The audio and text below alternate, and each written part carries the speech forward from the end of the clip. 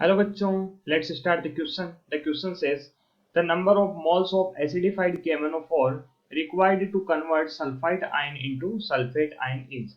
हमें यहाँ पे बोला गया है कि जो सल्फाइड आयन है उसको सल्फेट आयन में कन्वर्ट करने के लिए जो एसिडिफाइड KMnO4 हमने लिया है वो कितना हमें चाहिए, ठीक है, कितने मोल हमें उसके चाहिए। तो सबसे पहले हम देखते हैं, ऑप्शन ए है हमारा 2/5, second option is 3/5, third option is 4/5 and D option, fourth option is 1। तो सबसे पहले हम यहाँ पे की कंसेप्ट लिखते हैं, ठीक है। और की कंसेप्ट में हम लिखते हैं कि जो सल्फाइड आयन है वो सल्फेट आयन में जब कन्वर्ट होता है तो वो कौन सी प्रोसेस के द्वारा होता है उसके बारे में हम लिखते हैं। The formation of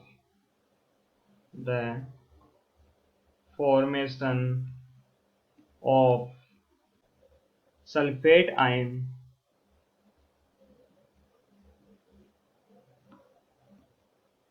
the formation of sulfate ion from sulfide ion takes place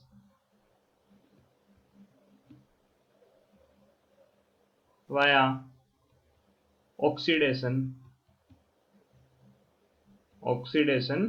process,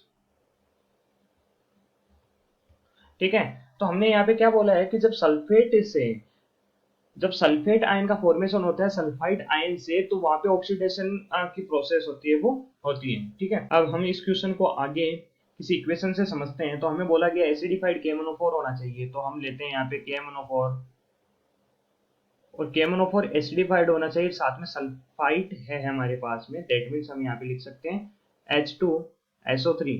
अब जो H2SO3 है वो किस में कन्वर्ट हो जाता है, 2H प्लस SO3 -2 में। तो यहाँ पे देखो हमें एसिडिक मीडियम मिल गया यहाँ पे, और KMnO4 है तो एसिडिफाइड KMnO4 हो गया, प्लस SO3 -2 हमारे पास में हो गया। जब यहाँ पे ऑक्सीडेशन की प्रोसेस होती है तो ऑक्सीडेशन की प्रोसेस से हमें क्या मिलता है, K2SO4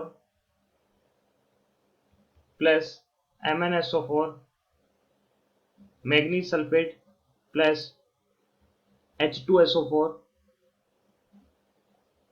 प्लस H2, ठीक है। जब हम इस इक्वेशन को बैलेंस करेंगे तो यहाँ पे जो 2 KMnO4 है इसको, सॉरी KMnO4 है उसको हम 2 लेंगे, H2SO3 है इसको हम 5 मोल लेंगे, और आगे जब हम इसको बैलेंस करेंगे तो जो K2SO4 है हमारे पास में 1 मोल ही रहेगा, MnSO4 हमारे पास में 2 मोल हो जाएगा, बिकॉज जो पहली साइड है हमारी रिएक्टेंट साइड है उसमें मैग्नीज कितने हैं, 2 हैं, और जो H2SO4 है वो कितना हो जाएगा हमारे पास में, 2 मोल हो जाएगा ये भी, और H2 हो जाएगा 3 मोल। इस तरीके से हमारे पास में जो इक्वेशन है वो बैलेंस हो गई है।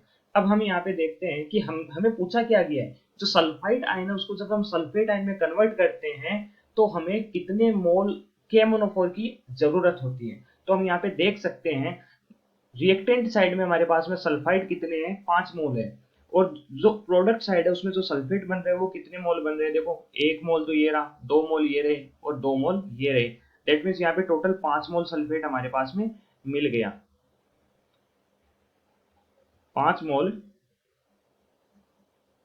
सल्फेट प्रोडक्ट साइड में हमारे पास में है, और जो KMnO4 है वो कितना है, 2 मोल है। इसका मतलब हमने क्या देखा यहाँ पे कि जो 5 मोल सल्फाइड को हम 5 मोल सल्फेट में कन्वर्ट करते हैं तो हमें कितने मोल KMnO4 की जरूरत होती है, 2 मोल, ठीक है। तो हम नेक्स्ट स्लाइड पे लिखते हैं 5 mole sulphide convert into sulphate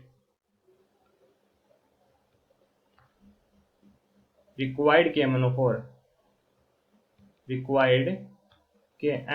कितना यूज हुआ हमने देखा यहाँ पे, देख सकते हो 2 मोल हमने KMnO4 यूज किया, ठीक है, तो 2 मोल, ठीक है। अब हमने बोला है कि 1 मोल सल्फाइड कन्वर्ट इनटू सल्फेट, तब क्या होगा, तो 1 मोल जो सल्फाइड है, सल्फाइड कन्वर्ट इनटू सल्फेट। अब ऐसी कंडीशन में required KMnO4 is equal to क्या हो जाएगा, 2 तो पहले से था और जब 5 मोल को किया था तब 2 था, तो 5 से डिवाइड कर देंगे, तो 2/5 मोल हमारे पास में क्या आ जाएगा, आंसर आ जाएगा। मतलब 1 मोल सल्फाइड को जब हम सल्फेट में कन्वर्ट करते हैं टोटली, तो हमें 2/5 मोल KMnO4 की आवश्यकता होती है। That means option A is the correct option. Okay, I hope you understand. Thank you.